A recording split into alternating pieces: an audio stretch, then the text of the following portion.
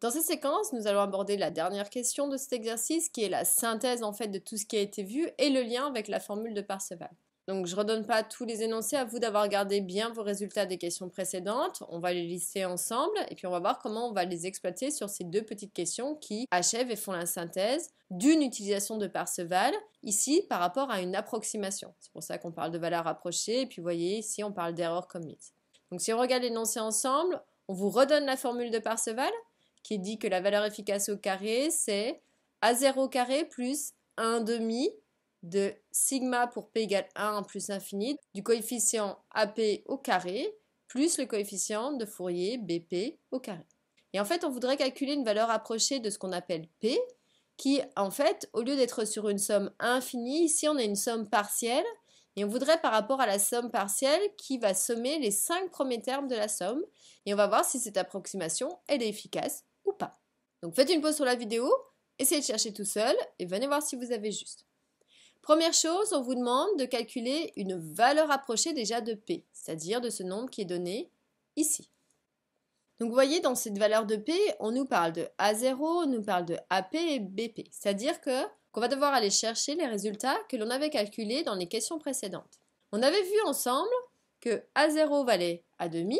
Ensuite, on avait vu que Bn, donc c'était une formule qui était donnée puisqu'on vous avait seulement demandé de calculer B1. Donc Bn c'était moins 1 puissance n plus 1 sur n pi. Et puis on avait calculé An qui valait en fait 0.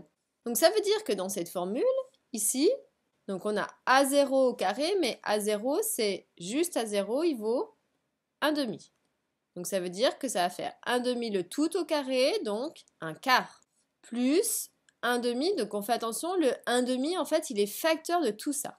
Mais on ne met pas des parenthèses parce qu'on sait en fait, d'après la notation, que ce sigma, il englobe tout ça. Donc c'est forcément une histoire de facteurs. Ça, c'est dans les notations. Sachez qu'en fait, il y a ces parenthèses.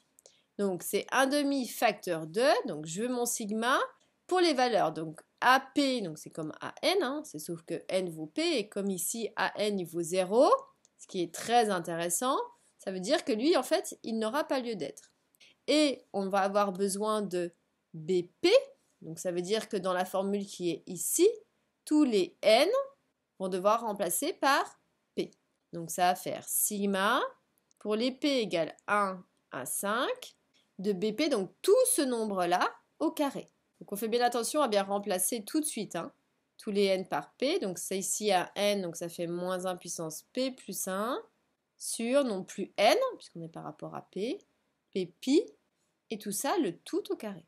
Donc qu'est-ce qui va se passer si on essaye d'arranger un peu? On va travailler un petit peu sur du calcul formel. Donc je recopie mon départ sans me tromper.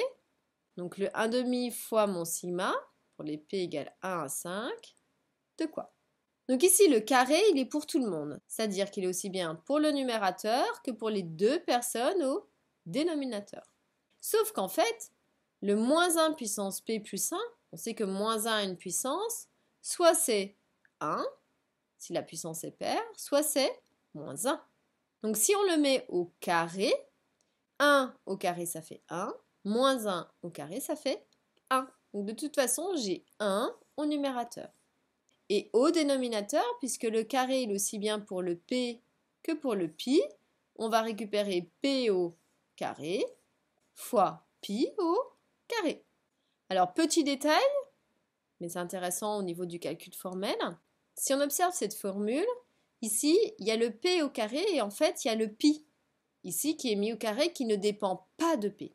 Donc, comme chacun de ces éléments qu'on somme, il a ce pi au carré, en fait, c'est comme si je pouvais le sortir de ce symbole, c'est comme si je factorisais dans chacun des éléments. Essayez en détaillant la somme, vous allez voir que comme chacun a du pi carré, je peux effectivement le mettre en facteur ou le mettre devant tout de suite. C'est comme avec les intégrales. On savait que si j'ai une constante à l'intérieur de l'intégrale qui est en multiplication, je peux le sortir en le mettant devant le signe intégral. En fait, le symbole somme ou le symbole intégral, ils sont équivalents, puisqu'une intégrale, c'est une somme d'air. Donc en fait, il y a une analogie entre les deux. Et donc on va mettre devant fois 1 sur pi carré, fois la somme, pour les p égale 1 à 5, de 1 sur p carré.